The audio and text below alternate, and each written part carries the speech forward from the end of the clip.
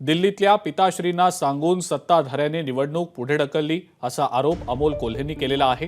15 वर्षात पहिल्यांदाच हरियाणासह महाराष्ट्राची निवडणूक होत नाही असं कोल्हेंनी म्हटलंय। निवडणूक जाहीर न करण्यावरून अमोल कोल्हेंनी सरकारवर हल्लाबोल केलाय।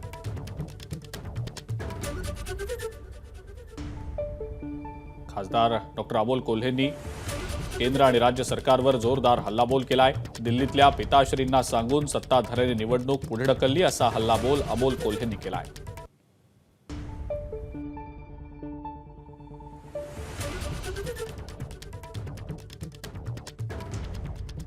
जी ऑक्टोबर मध्ये व्हायची ती निवडणूक जेव्हा नोव्हेंबर मध्ये होण्याची शक्यता निर्माण झाली, कारण पोराला कळलं महाराष्ट्रातली जनता नापास करणार आहे आणि म्हणून महायुती सरकारनं त्यांच्या दिल्लीतल्या